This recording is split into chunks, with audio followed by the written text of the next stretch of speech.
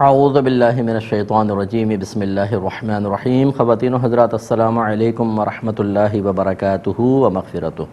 Programme احکام شریعت ہے اور آپ کی خدمت میں فقہ حنفی سے متعلقہ مسائل لے کر ایک دفعہ پھر حاضر ہیں۔ ایک تو عید بقرعید آنے والی ہے، کچھ اس کے وجوب کی، قربانی کے وجوب کی شرائط پہلے میں ذکر کر دیتا ہوں، پھر انشاءاللہ کویسچنز لیے جائیں گے۔ دیکھیں، قربانی کے جب 3 دن آتے ہیں تو ویسے تو فقہاء نے فرمایا کہ ان 3 دنوں میں ہر عاقل بالغ مرد عورت اپنے اندر قربانی کی شرائط کو تلاش کرے، لیکن بہتر یہ ہے کہ فرض کر لیں اگر آپ پہ قربانی واجب ہوتی تو آپ کب جانور خریدتے؟ جیسے مثلا آپ کو اندازہ ہو کہ 1 ہفتے پہلے لے آتے یا 3 دن پہلے لے آتے، تو بس اس وقت آپ اپنے اندر یہ شرائط تلاش کیجئے گا۔ گھر کے جس فرد میں یہ شرطیں جمع ہوں گی اس پر عید الاضحیٰ کی قربانی کرنا واجب ہوگا۔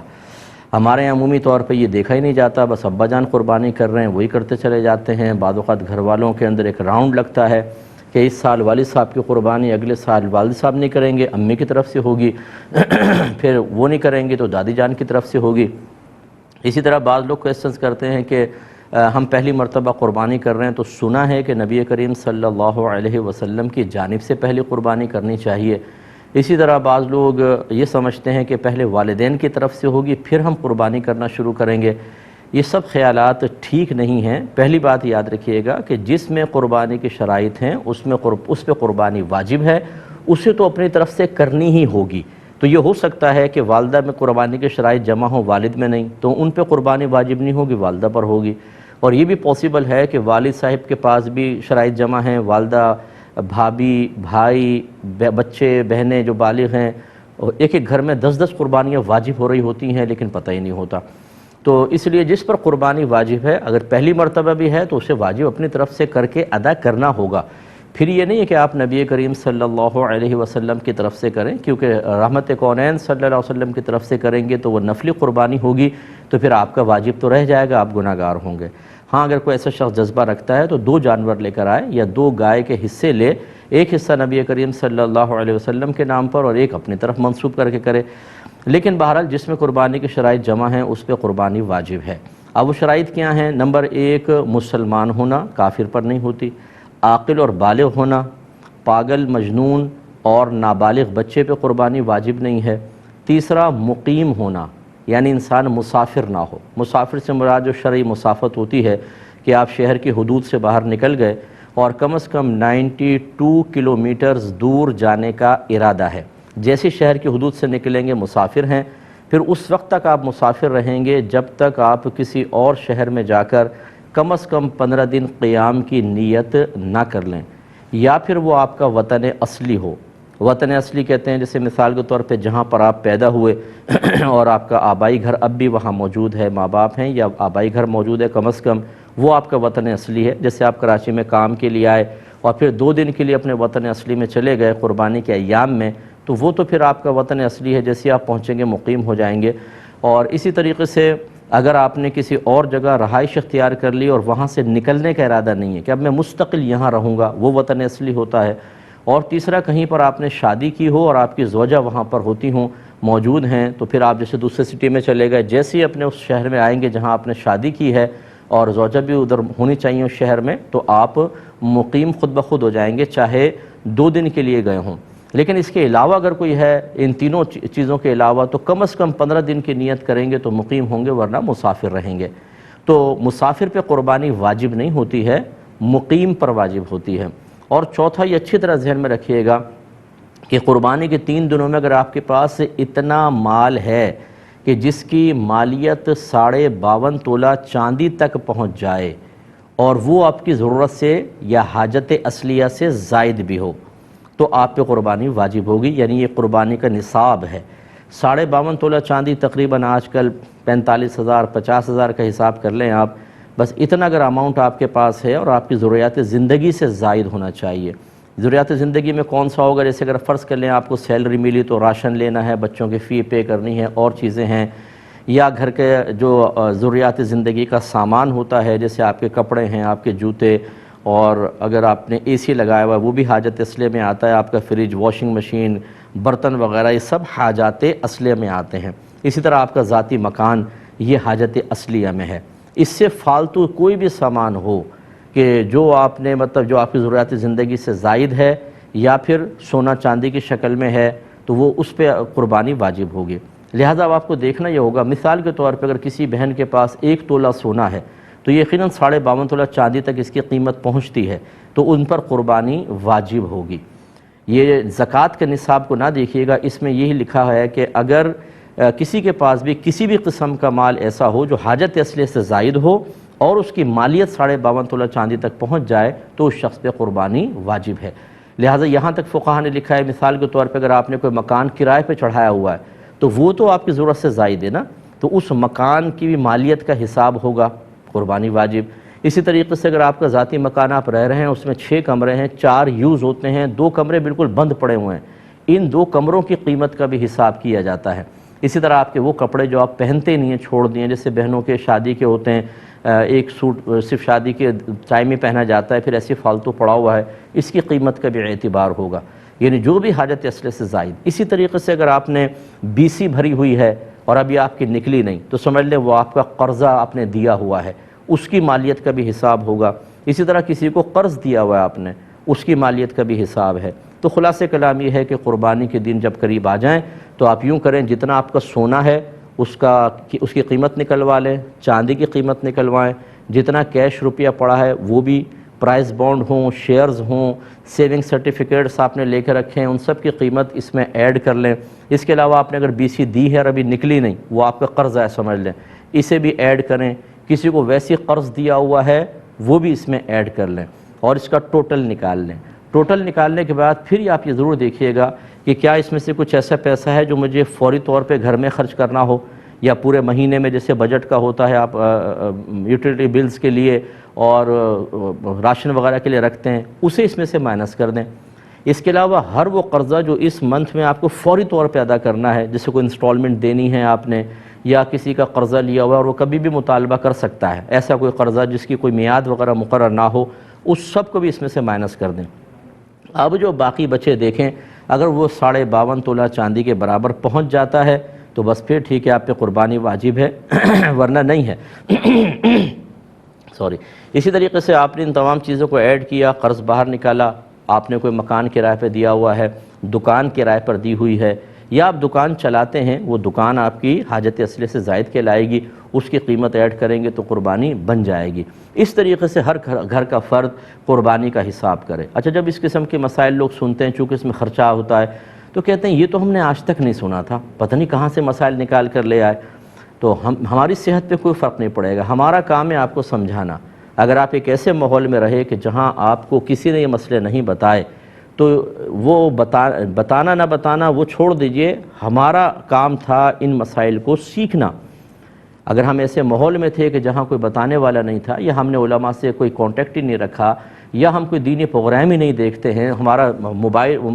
ریموٹ کنٹرول ہاتھ میں ہوتا ہے، ہر قسم کا سپورٹس کا چینل، فلم کا چینل، دیگر چینل چلتے ہیں، لیکن جب دینی چینل آتے ہیں تو ہم ان پروگرامز کو نہیں دیکھتے، تو اس میں کسی کا قصور نہیں۔ یہ وہ مسائل ہیں جن کا سیکھنا ہر عاقل بالغ مسلمان مرد و عورت پر لازم قرار دیا گیا ہے۔ اگر آپ نہیں سیکھیں گے اور لا علمی کی وجہ سے کوئی ایسی کوتاہی ہوئی ہے تو آپ قابل گرفت ہیں، بروز قیامت اللہ کی بارگاہ میں حساب دینا ہوگا۔ تو مجھے تو ایسے لوگ ملے ہیں کہ جب اس قسم کے اپنے مسائل بیان کیے تو سر پکڑ کے بیٹھ گئے کہ مفتی صاحب ہم پہ تو اس کا مطلب ہے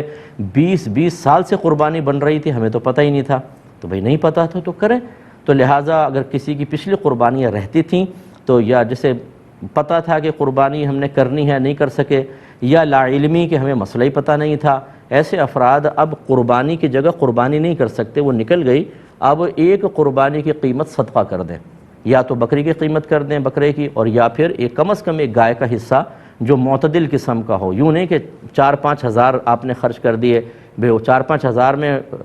7 چوک 28 ہزار کی گائے کیسی آئے گی؟ 7 حصے ہو سکتے ہیں تو کیسی گائے آئے گی؟ اچھی تھوڑی سی درمیانے درجے کی گائے کا حساب کریں، اور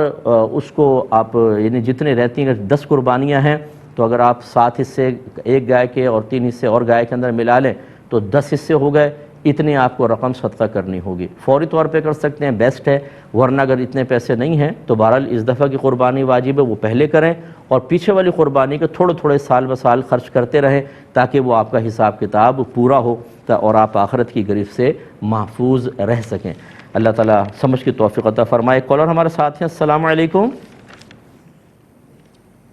السلام علیکم۔ السلام علیکم ورحمۃ اللہ۔ جی وعلیکم السلام۔ جی مفتی صاحب، میرا پہلا کوشچن یہ ہے، برتن دھوتے وقت اگر کسی شخص کے جھوٹے پانی کو گرا دیا جائے تو کیا یہ اسراف میں شمار ہوگا؟ ٹھیک ہے، اور دوسرا کوشچن یہ ہے کہ اگر نماز کے بعد دعا مانگنے کے دوران یاد آئے کہ سجدہ صاحب واجب تھا نہیں کیا تو کیا آپ دعا چھوڑ کر سجدہ صاحب کر سکتے ہیں؟ ٹھیک ہے، اور لاسٹ کوشچن یہ ہے، اگر کسی خاتون نے حالت حیض میں یا حالت جنابت میں آیت سجدہ سنی تو پاکی حاصل کرنے کے بعد سجدہ تلاوت کرنے کا کیا حکم ہوگا؟ ٹھیک ہے، اور ایک اور کالر ہیں، السلام علیکم۔ السلام علیکم۔ وعلیکم السلام۔ جی مفتی صاحب، مجھے پوچھنا تھا کہ ایک فیملی ہے، ان میں نا کافی معاملہ چل رہے ہیں، تو کسی دیندار شخص نے کہا کہ بھئی اپنے اعضاء سے زبان سے ان لوگوں کے اوپر احسان کرو، تو وہ پوچھنا ہی چاہ رہے ہیں کہ احسان میں اور بیوقوف بننے میں کیا فرق ہے، احسان کرنے میں؟ مجھے سمجھ نہیں آیا، مجھے تو آپ کا کویشچن بڑے عجیب و غریب کیا آپ نے، دوبارہ کریں، کیا کہا اس شخص نے؟ فیملی میں لڑائی جھگڑے چل رہے ہیں، ہاں، تو کسی دیندار شخص نے کہا کہ احسان کرو، ایک دوسرے پہ احسان کرو، ایثار کرو، احسان، ہاں، تو یہ کہہ رہے ہیں احسان کرنے میں اور بیوقوف بننے میں کیا فرق ہے، احسان کیا؟ اچھا چلیں، بہرحال بہت عجیب و غریب آپ نے طریقے سے پہلے بیان کیا تھا۔ ایک کالر مزید ہمارے ساتھ ہیں، السلام علیکم۔ مفتی صاحب، ہاں ہاں، سن رہا ہوں بہن، بولیے۔ جی وہ میرا پہلا سوال یہ ہے کہ ایکسٹینشن جو لگاتی ہیں لیڈیز وگ، وہ لگا سکتے ہیں بالوں کی زینت کے لیے؟ جو کویشچن تھا نا اس سب میں آپ ہیں کر کے نکل گئی، اور جب کویشچن پورا ہو گیا تو ہم نے بڑے واضح الفاظ میں بیان کیا۔ دوبارہ پوچھیں، کیا کہہ رہی ہیں؟ نقلی بال کا پوچھ رہی ہیں؟ ایکسٹینشن لگاتی ہیں نا لیڈیز۔ اچھا ٹھیک ہے، میں بتاتا ہوں، ٹھیک ہے، میں عرض کرتا ہوں بہن آپ سے، دو کویشچن پچھلے پروگرام کے بھی رہتے تھے، وہ لے لیتے ہیں۔ ایک بھائی نے کہا کہ میری رات کی ڈیوٹی ہے، میں واپس آتا ہوں تو مجھے کنٹینیوسلی پھر سونا ہوتا ہے،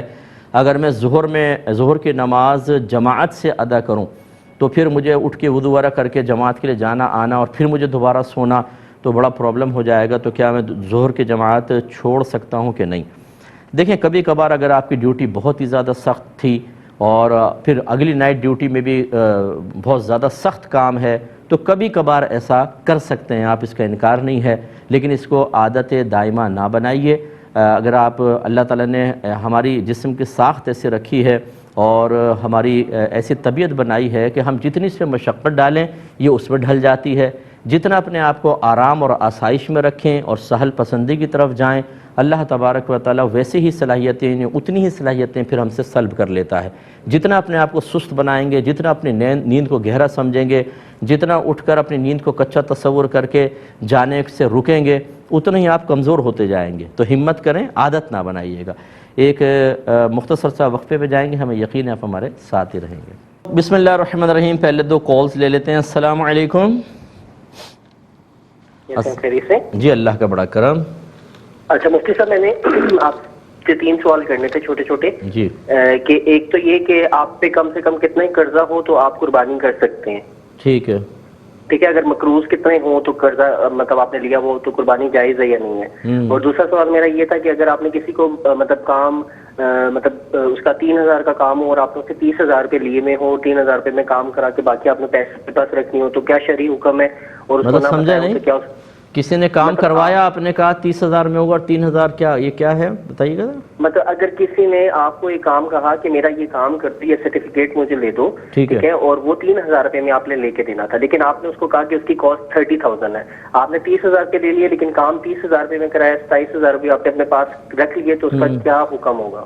ٹھیک ہے، اور اس کے بعد تیسرا سوال میں نے یہ کرنا تھا کہ ازواجی زندگی میں اگر میاں بیوی میں آپس میں مطلب حیض ہو، بیوی حیض سے ہو لیکن اس کے حیض ختم ہو گئے ہو لیکن اسے غسل نہ کیا ہو، تو کیا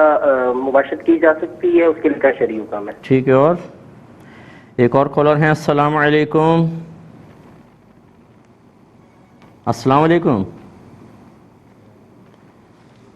شاید لائن ڈراپ ہو گئی ہے۔ ایک کویشچن یہ کیا تھا کہ کیا کوئی شخص باقاعدہ عالم دین نہ ہو تو صرف خود درس نظامی کے بغیر کوئی علم سیکھ کر کیا وہ عالم کی فضیلت حاصل کر سکتا ہے کہ نہیں؟ دیکھیں، اچھی طرح یاد رکھیں کہ نبی کریم صلی اللہ علیہ وسلم نے جو علماء کی فضیلت بیان کی ہے وہ اس زمانے میں ایسا تو نہیں تھا کہ کوئی ایک معیار تھا ایک عالم کا کہ جی یہ اتنے عرصے پڑھ کر پھر سرٹیفکیٹ لے لے گا تو عالم کہلائے گا. تو نبی کریم صلی اللہ علیہ وسلم نے گویا کہ جب عالم کی فضیلت بیان فرمائی تو وہ اسی شخص کی ہے کہ جو مطلب عقائد کے باب میں مستقل ہو, یعنی وہ کسی کی محتاجی کے بغیر تمام عقائد از خود جانتا ہو, پھر وہ احکام شرعیہ عملیہ کو جانتا ہو کہ جو اس کی ضرورت کے ہیں, جیسے طہارت کے مسائل ہیں, عبادات ہیں, اگر وہ تجارت وغیرہ کرتا ہے تو خرید و فروخت کے, شادی شدہ ہے تو بیوی بچوں کے مسائل, اسی طرح گناہوں کی معرفت اسے مکمل طور پر حاصل ہونی چاہیے. اور اگر کوئی ایسے مسئلے ہیں کہ جو مطلب اس کے ذہن میں نہیں لیکن کتابوں میں موجود ہیں اور اتنی صلاحیت اس میں ہے کہ کتابوں سے از خود مسئلے دیکھ کر بغیر کسی مدد کے نکال سکے, تو اس پر عالم کا اطلاق ہوگا اور اسے باقاعدہ انشاءاللہ علماء کی فضیلت بھی ملے گی. یہ اچھی طرح یاد رکھیں, شاید آپ کو حیرت بھی ہوگی اور شاید کچھ لوگ اس پہ ناراضگی کا اظہار بھی کر دیں کہ دارالعلوم سے فارغ ہونے والا جو باقاعدہ پڑھ رہے ہوتے ہیں ہر شخص واقعی عالم بھی ہو, یہ ضروری نہیں ہے.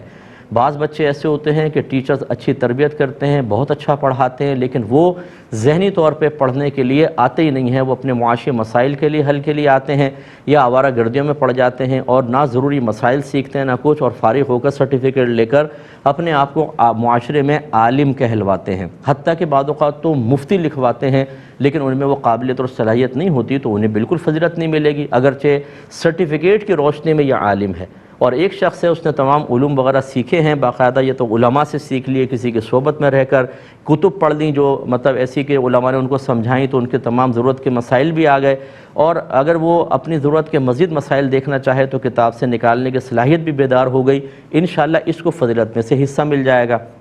تو خلاصہ کلام یہ ہے کہ جو ہمارے ہاں ایک دارالعلوم سے فارغ ہونے والا شخص ہے, حدیثوں میں وہ ہی مراد ہو کہ یہ عالم, ایسا نہیں ہے, بلکہ سرکار نے صاحب علم کو عالم قرار دیا ہے, وہ چاہے سرٹیفکیٹ کے بغیر ہی ہو.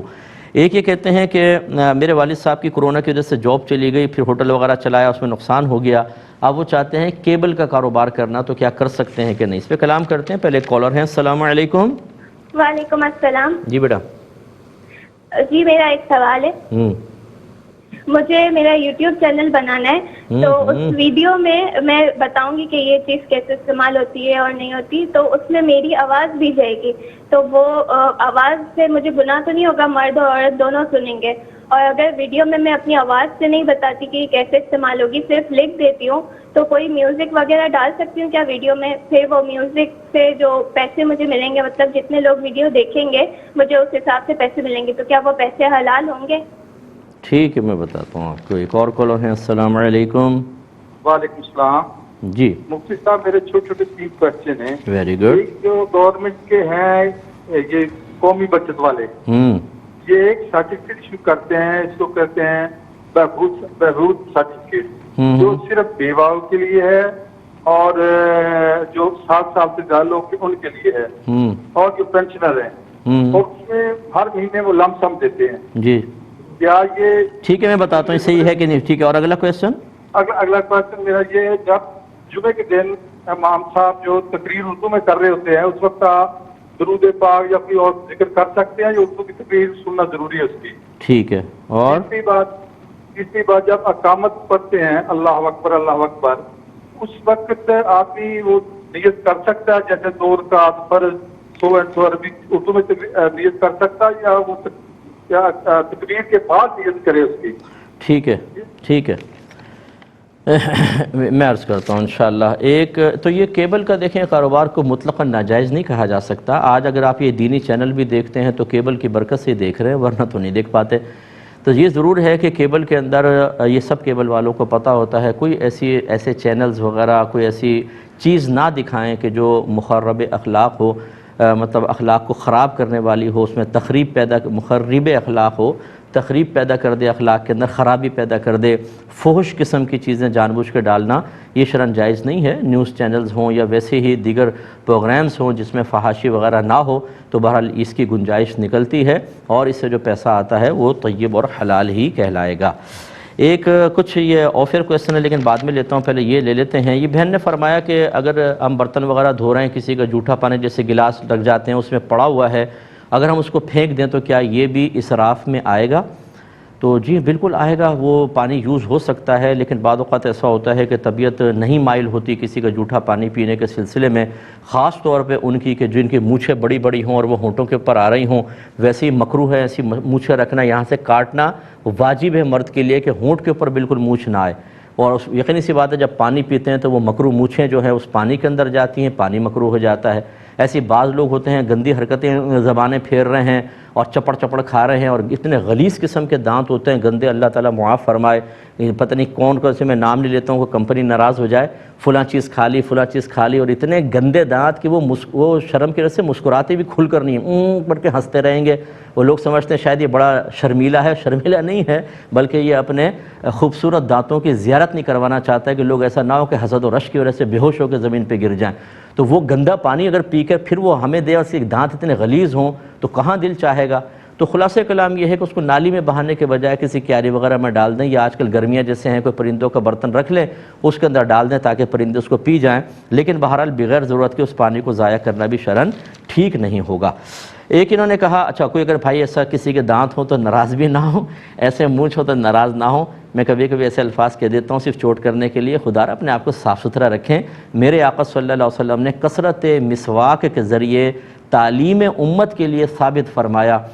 کثرت مسواک کی، اور ثابت کر دیا کہ دانتوں کو صاف رکھیں، بالکل صاف ستھرا رہیں، ورنہ میرے آقا کو مسواک کی کوئی حاجت نہیں ہے۔ میل تو میرے آقا صلی اللہ علیہ وسلم کی دہلیز کو پار ہی نہیں کر سکتا تھا، آپ کے کپڑوں پہ کبھی میل نہیں آیا، مکھی آپ کے کپڑوں پہ کبھی نہیں بیٹھتی تھی، آپ کا پسینہ مبارکہ خوشبودار تھا، جس گلی سے آپ گزر جاتے پوری گلی مہک جایا کرتی تھی، اور پاکیزہ، اور ایسا لعاب آپ کا کہ اگر کھارے پانی میں ڈال دیں تو میٹھا ہو جائے، ایسا لعاب دہن۔ لیکن اس کے باوجود میرے آقا صلی اللہ علیہ وسلم نے تعلیم امت کے لیے کثرت سے مسواک کی، تو کوئی بھائی ناراض نہ ہو، اور اگر کوئی سن رہا تھا اور اس کو کوہنی مار رہا تھا کہ دیکھو تمہارا ہی ذکر کر رہے ہیں، ایسا بھی نہ کیا کریں۔ کوئی بیچارہ ہدایت کی طرف آنے بھی لگے تو ہم اس کے اوپر ہنس کے مذاق اڑا کے کونیاں مار مار کے اسے اور ضد میں مبتلا کر کے پختہ کر دیتے ہیں گندی عادات پر، تو بہرحال اس کو دانتوں کو صاف رکھا کریں۔ ایک بہن نے فرمایا کہ کسی نے نماز پڑھی، سجدہ سہو اس پر واجب تھا لیکن خیال نہ رہا، سلام بھی پھیر دیا، دعا شروع کر دی، دعا کے اندر یاد آیا تو کیا حکم شرع ہوگا؟ دیکھیں اگر اللہ تبارک و تعالیٰ کی بارگاہ میں دعا گو انسان ہو جائے، ذکر الہی کر رہا ہو، کوئی دنیاوی بات نہ کی ہو، کوئی چیز کھا پی لی نہ ہو یعنی سلام پھیرنے کے بعد، یا اٹھ کے 3 قدم چل نہ لیا ہو اور یاد آ جائے تو وہ فوراً دوبارہ اتحیات پڑھ لے، پھر اسی طرف سلام پھیر کر اور 2 سجدے کر لے، اور پھر اتحیات پڑھے، درود شریف پڑھے اور سلام پھیر کے نماز کو کمپلیٹ کر سکتا ہے۔ لیکن اگر درمیان میں کوئی فصل اجنبی آ گیا، اجنبی کا فاصلہ آ گیا، وہی جیسے میں نے کہا کہ کھا پی لیا، آپ سو گئے، اٹھ کے چل پڑے، کوئی دنیاوی بات شروع کر دی، تو اب اس نماز کا اعادہ لازم ہوگا، یعنی وہ نماز پوری دوبارہ پڑھنی ہوگی۔ یہ کہتے ہیں کہ اگر کسی بہن نے حالت حیض میں آیت سجدہ سن لی تو کیا وہ ابھی تو کر نہیں سکتی، تو کیا پاک ہونے کے بعد پھر ان کو کرنا ہوگا یا ان کے لیے معاف ہوگا؟ دیکھیں یہ معاف نہیں ہوتا، جب سن لی ہے تو ان کے ذمہ واجب ہو گیا، لیکن چونکہ ابھی حیض رکاوٹ ہے تو بعد میں ان کو سجدہ تلاوت کرنا ہوگا، یہ واجب ہے، اس وجہ سے ان کو بعد میں کرنا ہوگا۔ ہاں جیسے میں نے پچھلے پروگرام میں عرض کیا تھا، کوئی نماز پڑھ رہا تھا اور اس نے نبی کریم صلی اللہ علیہ وسلم کا نام اقدس سنا، اور پھر اس درود پاک جیسے حدیثوں کے اندر ہے، اس کے بارے میں تھوڑا سا رعایت ملے گی، کیونکہ اس کا حکم تھوڑا سا جدا گانا ہے، اس کا ہلکا حکم ہے، اور آیت سجدہ کا زیادہ سخت حکم ہے، اس کی زیادہ حدیثوں میں تلقینات ہیں، اس وجہ سے یہ بعد میں بہرحال ایک دفعہ آیت سجدہ سن لی تو واجب ہو گیا، بعد میں کریں۔ اس پر بھی ہم نے یہ کہا تھا کہ اگر سرکار کا نام اقدس سنا حالت نماز میں تو بعد میں اس کو اس کے جواب میں درود شریف پڑھنا مستحب ہوگا، اگرچہ فوری طور پہ تو واجب نہیں تھا۔ یہ کہتے ہیں کہ خاندان میں کچھ جھگڑے چل رہے تھے لوگوں میں، تو ایک دیندار نے کہا احسان کرو، تو اب یہ پوچھ رہے ہیں کہ احسان کرنے میں اور بیوقوف بننے میں کیا فرق ہے؟ شاید یہ پوچھنا یہ چاہ رہی ہے بچی، کیونکہ کلیئر نہیں ہو سکا تھا، اسی لیے میں نے پوچھا کہ کسی دیندار نے یہی کہا کہ بھئی تھوڑا نظر انداز کرو، اگر تمہارے ساتھ جھگڑا کرتے ہیں تو ہم سنتے رہیں، دوسرا بولتا رہے، تو کیا یہ احسان کرنا ہے یا بیوقوفی ہے؟ دیکھیں مسئلہ یہ ہے کہ اگر کوئی شخص سامنے غلط بات کر رہا ہے، آپ پہ الزام لگا رہا ہے، یا اس طرح کے معاملات کر رہا ہے کہ آپ کی خاموشی آپ کو مجرم بنا دے گی، آپ کا امیج خراب کر دے گی، آپ کا ٹرسٹ لوگوں پہ ختم ہو جائے گا، تو معقول انداز سے جواب دینے میں شرعاً کوئی حرج نہیں ہے، شریعت نے آپ کو اختیار دیا ہے۔ ایسی بعض اوقات ماں باپ بھی غلط فہمی میں مبتلا ہو کے بچے کو ڈانٹنے لگ جاتے ہیں یا ان سے ناراضگی کا اظہار کرنے لگتے ہیں۔ ایسے موقع پہ دائرہ ادب میں رہ کر، نگاہیں جھکا رکھ کر اور بڑے نرم لہجے کے اندر اپنی وضاحت کرنا اور اپنے آپ کو مطلب اس انداز سے پیش کرنا کہ ان کا الزام ختم ہو جائے، ان کی دل آزاری ختم ہو جائے، اس میں شرعاً کوئی حرج نہیں ہے۔ بعض لوگ کہتے ہیں یار جواب نہیں دو، خاموش رہو، یہ بالکل غلط طریقہ ہے۔ بعض اوقات تو خاموش رہنا کسی کی دل آزاری کا سبب بن جاتا ہے۔ جیسے ماں باپ پوچھ رہے ہیں بتاؤ تم نے ایسا کیا تھا یا نہیں کیا تھا، آپ خاموش ہو کے بیٹھے ہوئے کہ کیا جواب دوں، یا دے ہی نہیں رہے جواب، ماں باپ پوچھے جا رہے ہیں آپ خاموش ہو کے بیٹھے ہوئے ہیں، اس سے ان کو اور تکلیف اور اذیت ہوتی ہے، اس میں آپ کو ثواب نہیں ملے گا، آپ شدید گناہ گار ہوں گے۔ آپ معقول انداز میں جواب دیجئے تاکہ دل آزاری نہ ہو اور آپ کی شخصیت بھی کلیئر ہو جائے۔ لیکن بعض اوقات ایسا ہوتا ہے کہ کوئی اتنے بڑے مسائل نہیں ہوتے، یہ خصوصی طور پہ جوائنٹ فیملیز میں ڈیلی چلتے رہتے ہیں، چھوٹی چھوٹی باتوں پہ مسئلے خواہ، اس میں بہتر یہ ہے کہ آپ دوسرے پہ احسان کریں کہ اگر میں بولوں گی یہ بھی بولیں گی، یا میں بولوں گا یہ بھی بولیں گے، اور جھگڑا بڑھتا جائے گا، یہ گناہ گار ہوں گے، اس میں خاموش ہو جانے میں شرعاً کوئی حرج نہیں تاکہ جھگڑا ختم ہو۔ اور یہ پھر اب خاموش ہونا کوئی بیوقوف بننا نہیں ہوتا، یہ ایک احسان کی صورت اس انداز سے یقیناً ہے کہ اگر آپ بھی بولتے وہ بھی بولتے تو آپ دونوں گناہ کی حد تک جا سکتے تھے اور آپ نے اس کو گناہ سے بچا لیا، تو یہ ایک احسان کرنا ہی کہلائے گا۔ اس لیے اگر کسی نے دیندار نے ایسا مشورہ دیا تو ان قیودات و شرائط کے ساتھ اس کا مشورہ قبول کرنے میں حرج نہیں ہے۔ ایک مختصر سا وقفہ لیں گے، ہمیں یقین ہے آپ ہمارے ساتھ ہی رہیں گے۔ بسم اللہ الرحمن الرحیم۔ یہ بہن نے جو بالوں میں دیگر انسانی بالوں کی ایڈنگ کے بارے میں کویسچن کیا، دیکھیں نبی کریم صلی اللہ علیہ وسلم نے انسانی بالوں کا استعمال منع فرمایا۔ ایک خاتون نے اسی طرح کہا کہ میری بچی کے اکثر بال گر گئے ہیں تو میں چاہتی ہوں کہ انسانی بال اس میں لگاؤں، تو سرکار نے منع فرمایا۔ تو اس لیے ہاں نقلی بال آپ لگا سکتے ہیں، اسی طرح وگ وغیرہ کسی جانور کے بالوں کی بنی ہو، بشرطے کہ سور وغیرہ کے نہ ہو، ناپاک جانور کے نہ ہو، وہ یوز کر سکتے ہیں، یا آرٹیفیشل کوئی بنی ہو پلاسٹک وغیرہ کی یا کسی اور میٹیریل کی، اس کو تو یوز کیا جا سکتا ہے، خصوصاً اس وقت کہ جب استعمال نہ کرنے میں انسان احساس کمتری میں مبتلا ہو، جیسے سر کے بال کم ہو جاتے ہیں یا بچیوں کے دیگر معاملات ہوتے ہیں، تو اس وجہ سے اس وقت لگا سکتے ہیں۔ لیکن بہرحال انسانی بال کی وگ یا انسانی بالوں کو ایڈ کرنا اور اپنے بالوں کو لمبا کر کے دکھانا یہ شرعاً منع ہوتا ہے۔ یہ بھائی فرماتے ہیں کہ کتنا قرضہ ہو تو ہم پر قربانی واجب نہیں ہوگی؟ جیسے کہ میں نے ابتدا میں آپ کو بتایا تھا کہ آپ پہلے جتنا سونا ہے، چاندی ہے، کیش ہے اور آپ کا مال تجارت آپ کے پاس ہو یا مکان اضافی دکان اپنے کرائے پہ چڑھائیے، سب کا اماؤنٹ نکال لیں، اور جتنا آپ نے قرضہ دیا ہوا ہے چاہے BC کی شکل میں یا ویسے کسی کو دیا ہوا ہے وہ سب بھی اس میں ایڈ کر لیں، ٹوٹل نکال لیجئے۔ پھر یہ دیکھیے کہ آپ پہ کسی کا قرضہ ہے کہ نہیں، جیسے پہلی BC نکل آئی تو آپ نے آگے کی BCیاں بھر رہی ہیں، وہ سب آپ پہ قرضہ ہے،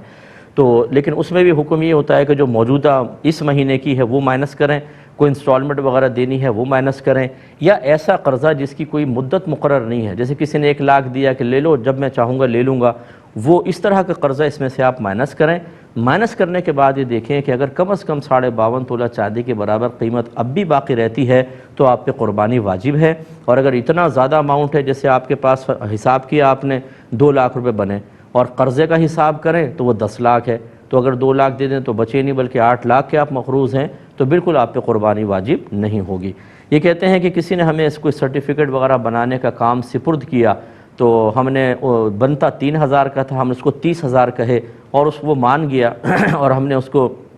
3,000 کا بنا کے 27,000 اپنی جیب میں رکھے، کیا حکم شرع ہوگا؟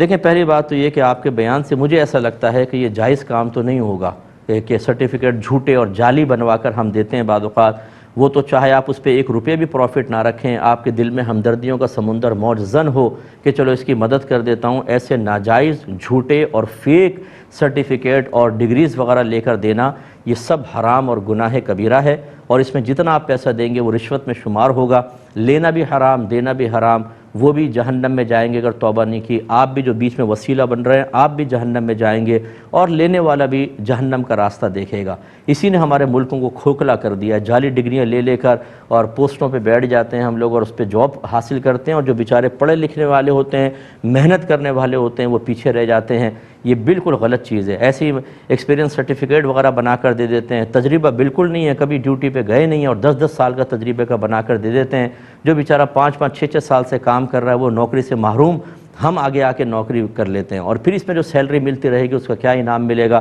یہ تو اللہ ہی بہتر جانتا ہے۔ تو اگر ایسے کوئی ناجائز کام ہے پھر تو ایک پائی بھی آپ کے لیے ناجائز۔ ہاں اگر جائز کام ہے آپ اس پر جائیں گے آئیں گے اور آپ اس میں لیتے ہیں تو پھر اس میں بھی یہ ہے کہ ایک سامنے والا آدمی نہیں جانتا، آپ اس فیلڈ کے ماہر ہیں، تو اتنا تو نہ کریں کہ 3000 کا بنا اور 27,000 آپ نے زیادہ لے لیے۔ تھوڑا بہت اپنی محنت کا رکھ کر اور باقی آپ یہ کہہ سکتے ہیں کہ اتنے میں آپ کو ملے گا، تو یہ تو ہو سکتا ہے، لیکن اس طرح نہ کریں۔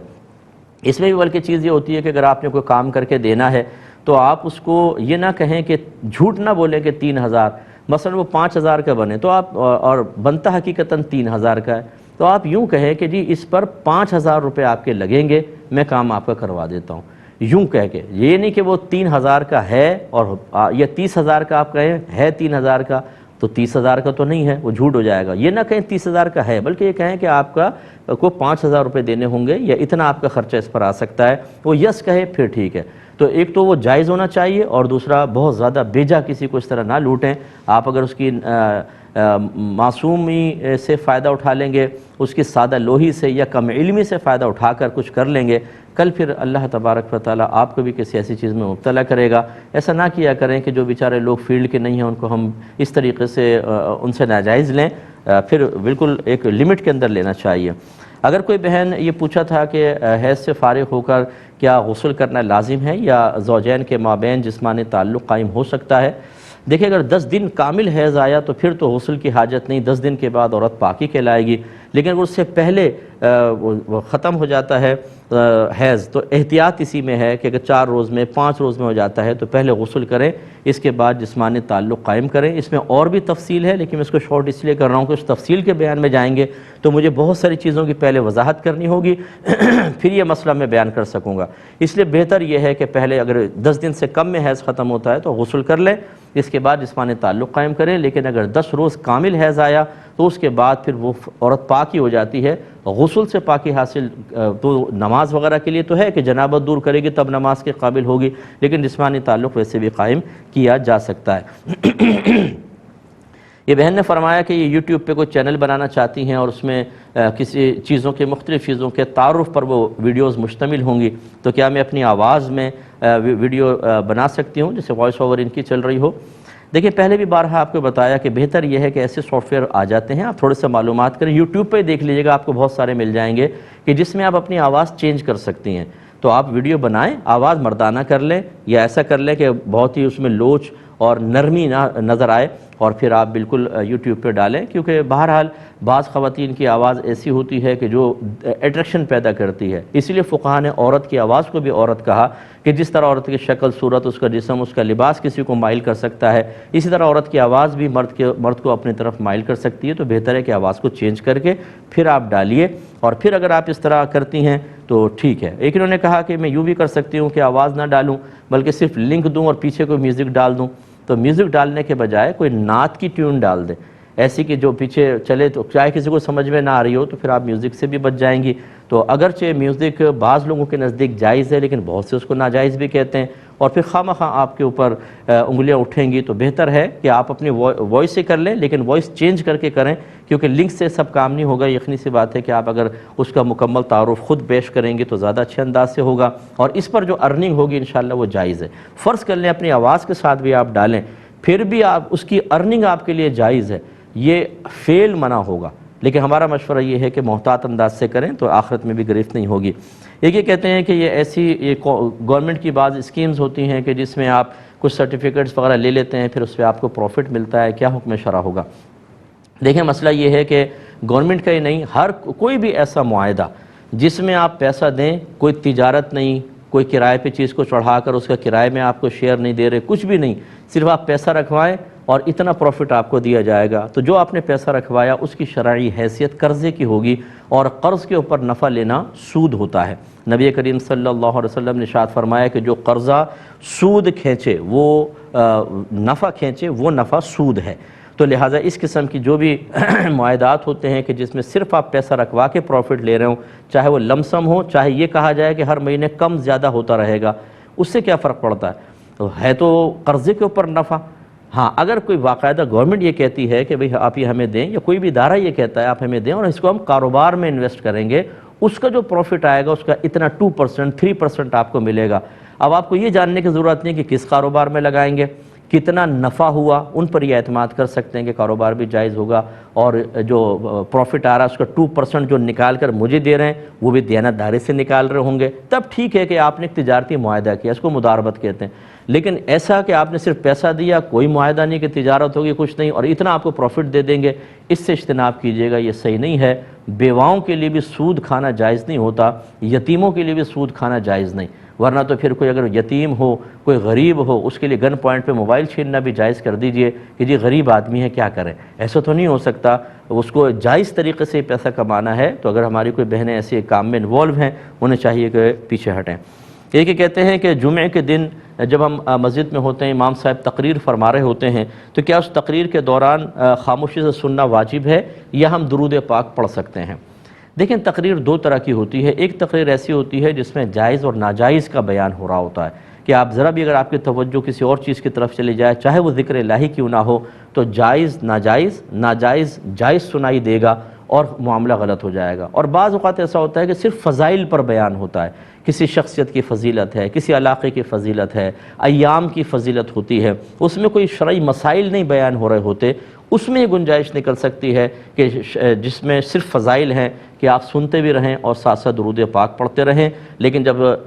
ایسے یعنی فضائل میں شرعی مسائل اگر بیان ہو رہے ہیں، اس میں تو خاموشی سے سننا واجب ہے، کیونکہ اگر ذرا بھی آپ کی توجہ ادھر ادھر ہٹی، چاہے ذکر الہی کی وجہ سے ہٹی، اور آپ نے غلط مسئلہ سیکھ لیا، تو بہت ہی خطرناک معاملہ ہو سکتا ہے۔ انسان ان کی طرف جھوٹ منسوب کرے گا، دوسروں کو غلط مسئلہ بتائے گا، یا جو غلط سمجھا اس پر عمل کر کے غلطیوں میں مبتلا رہے گا۔ اس وجہ سے فقہاء نے منع کیا۔ تو یہ اب آپ دیکھ لیں تقریر کا موضوع کیا ہے، ٹاپک کیا ہے، امام صاحب کیا بیان کر رہے ہیں، اس کے حساب سے فیصلہ کر لیں تو آپ کے لیے آسانی رہے گی۔ یہ کہتے ہیں کہ جب یہ جماعت کے لیے اقامت پڑھی جاتی ہے تو ہم نیت اس کے درمیان ہی کر لیں یا جب وہ ختم ہو جائے اس کے بعد نیت کریں؟ دیکھیں اس کے بعد نیت کریں زیادہ بیسٹ ہے، جو آپ اردو میں کہنا چاہ رہے ہیں، ورنہ نیت تو دل کے پختہ ارادے کو کہتے ہیں، ٹھیک ہے نا۔ اور جب آپ کھڑے ہوئے ہیں، یقینی سی بات ہے کھڑے کس نیت سے ہوئے ہیں آپ، اقامت کیوں سن رہے ہیں؟ اگر کوئی آپ سے پوچھے تو آپ فوراً کہیں گے نماز کے لیے، اس کا مطلب ہے دل میں تو نیت آپ کے حاضر ہی ہے۔ پھر بھی جب اقامت ختم ہو، امام صاحب تکبیر اٹھائیں، تو پھر آپ اردو میں پھر اس وقت زبان سے کہہ لیں اچھا ہے، یا دل میں نیت کو دوبارہ حاضر کر لیجئے بہتر ہے۔ یہ کہتے ہیں کہ یہ امریکہ سے ایک ہمیں آیا تھا کہ یہاں پر ایسا ہوتا ہے کہ جیسے مجھے ایک پارٹی نے $100 کا چیک دیا، اب وہ میں بینک میں ڈالوں گا، دیر میں نکلے گا، یا اور دیگر پرابلمس ہوتی ہیں، تو میں کسی کو کہوں گا کہ یہ چیک آپ لے لیں اور مجھے $98 دے دیں، اس پہ وہ پرسنٹ رکھ کر 2% اس نے وہ چیک لے لیا، وہ اس کو ڈالے گا، کچھ کرے گا، اور میں 98 لے کر پیچھے ہٹ گیا، تو یہ کیا حکم شرع ہے؟ دیکھیں یہ بھی حوالہ کی ایک صورت بنتی ہے، اور اس میں بھی بڑی تفصیل ہے، لیکن خلاصہ کلام یہ ہے کہ اس طرح کرنے سے آپ بچیں، اس میں سود کی آمیزش کا اندیشہ ہے۔ اس کا بہتر طریقہ یہ ہے، جیسے انہوں نے بہن نے فرمایا تھا، بہت زیادہ ہمارے یہاں رائج ہو گیا ہے اس طرح کی، ہم ایسا نہیں ہوتا کہ کوئی جائز کو ناجائز کرنے کے لیے پوچھے تو ہم کہیں لو یہ طریقے لے لو، اس لیے نہیں، بلکہ جب کوئی چیز بہت زیادہ معاشرے میں راسخ ہو چکی ہوتی ہے اور اس کو ختم کروانا بہت ہی مشکل ہو جاتا ہے، یعنی فقہاء سوچتے ہیں، علماء سوچتے ہیں تلقین کریں گے تب بھی نہیں باز آئیں گے، تو بہتر یہ ہے کہ اس کی کوئی جوازی صورت بتا دی جائے۔ تو اس کا طریقہ پھر یہ ہوگا کہ آپ جو چیک آپ کو دے، آپ وہ کہیں کہ وہ کہے کہ یہ چیک میں آپ کو گفٹ دیتا ہوں، اور یہ ایک پین ہے، یہ آپ $98 میں مجھ سے خرید لیں، تو آپ وہ چیک فری میں لے لیں، اس کے بدلے میں کچھ نہیں کر رہے، اور پین کے آپ $98 اس کو دیں، چیک آپ کے پاس آیا، وہی $98 اس کے پاس گئے، لیکن شرعی لحاظ سے بالکل ٹھیک ہو جائے گا۔ انشاءاللہ باقی کچھ آفر کویسچن تھے، بعد میں ہم نیکسٹ پروگرام میں لیں گے۔ اس وقت تک کے لیے اپنے میزبان کو، ہمارے QTV کی پوری ٹیم کو اجازت مرحمت فرمائیں۔ آپ ہمارے لیے دعا کیجیے، ہم آپ کے لیے دعا گو ہیں کہ اللہ تبارک و تعالیٰ آپ کو ہر قدم پر زندگی کے ہر شعبے میں شرعی رہنمائی حاصل کرتے رہنے کی توفیق عطا فرمائے، آمین۔ وآخر دعوانا ان الحمد للہ رب العالمین۔